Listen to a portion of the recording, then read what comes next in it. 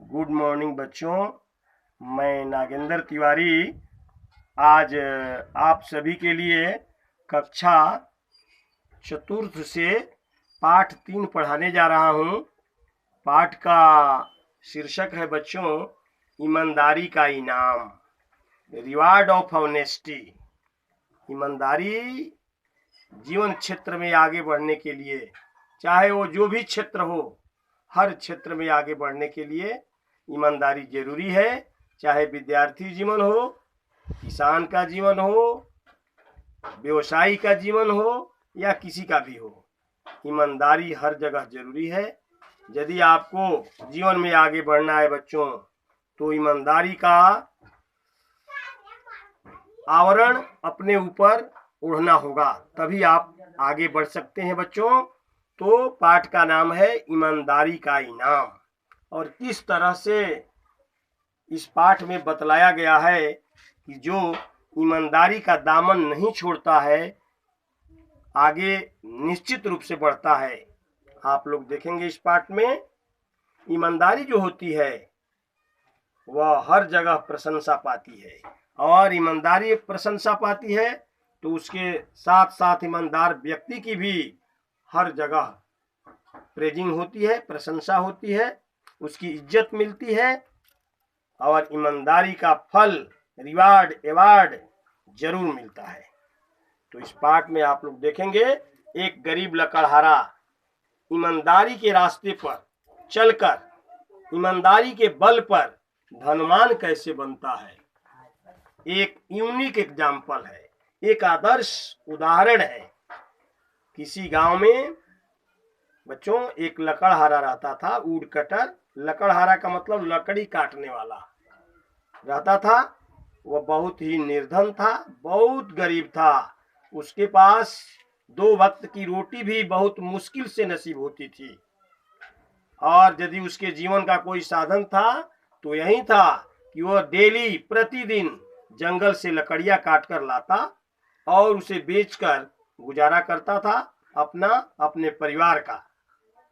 एक दिन उसके मन में कुछ ऐसा अरमान आया, ऐसी सोच जगी कि आज मैं कुछ ज्यादा ही कमाऊंगा। वह सोचा कि एक दिन वह नदी किनारे जाएगा और ज्यादा से ज्यादा लकड़ियां काटेगा और फिर उसे मार्केट में बेचकर ज्यादा से ज्यादा पैसे कमाएगा। तो आप लोग देखिएगा इस पाठ में किस तरह से उसके मन की भावना है, जाकर उसकी बात किस तरह से क्लियर होती है।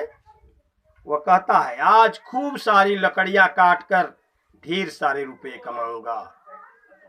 लेकिन कहा जाता है ना, सोच कभी कभी पूरी भी नहीं होती है। अचानक क्या होता है, लकड़हारे की जो कुल्हाड़ी है, एक्स है, वह नदी में गिर गई।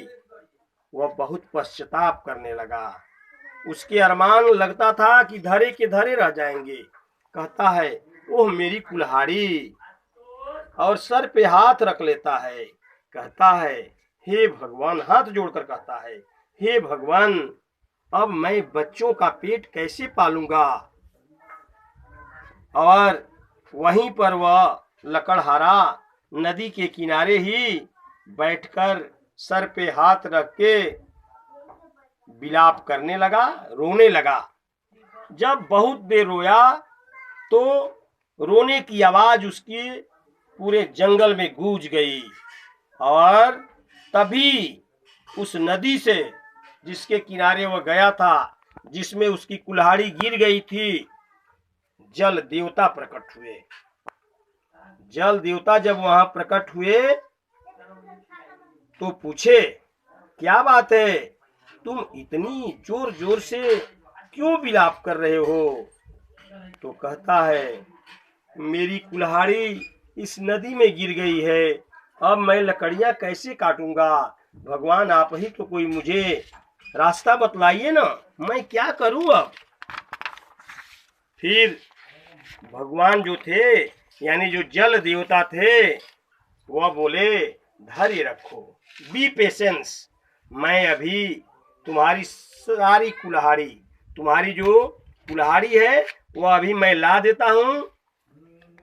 जल देवता ने नदी में डुबकी लगाई और एक सोने की कुल्हाड़ी लेकर बाहर आए और दिखाकर कहते हैं, क्या यह तुम्हारी कुल्हाड़ी है?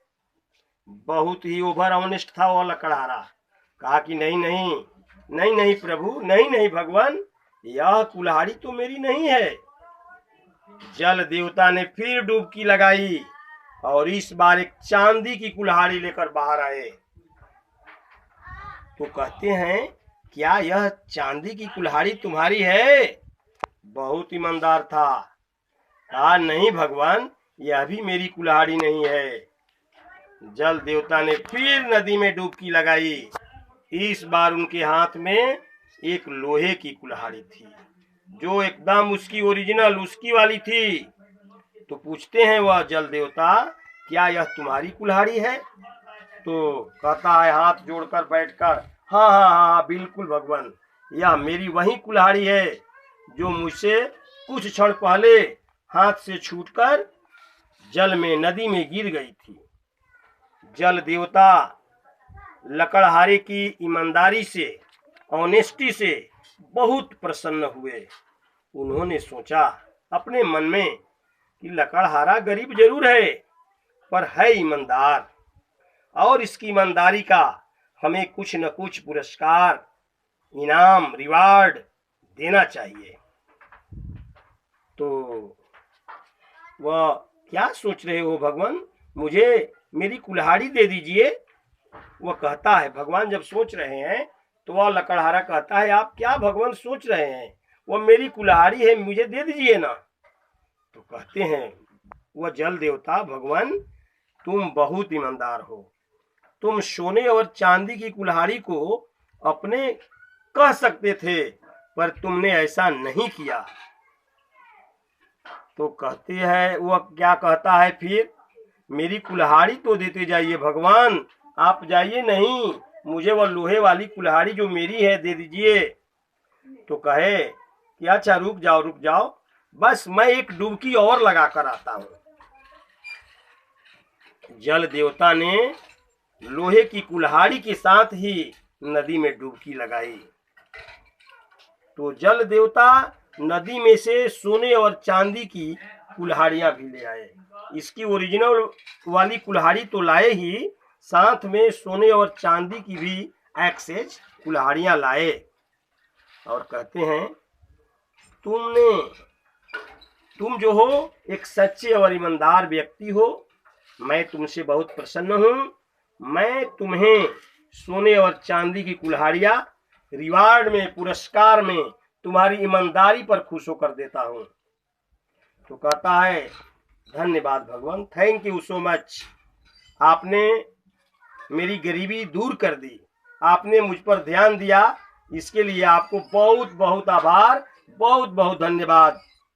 इस प्रकार लकड़हारे को उसकी ईमानदारी का फल मिल गया और वह जो बहुत ही बेहद गरीब था, बहुत निर्धन था, वह धनवान बन गया और परिवार के साथ अपने खुशी से रहने लगा। इस कहानी से हमें सबसे पहले क्या सीख मिलती है बच्चों, इसे समझना चाहिए।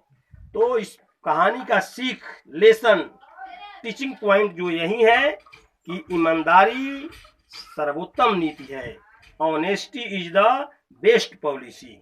जीवन में हमें भी, आप बच्चों को भी यदि आगे बढ़ना है तो ईमानदारी का दामन थामना होगा, ईमानदारी पूर्वक पढ़ना होगा, ईमानदारी पूर्वक मेहनत करनी होगी। सो बच्चों, थैंक यू।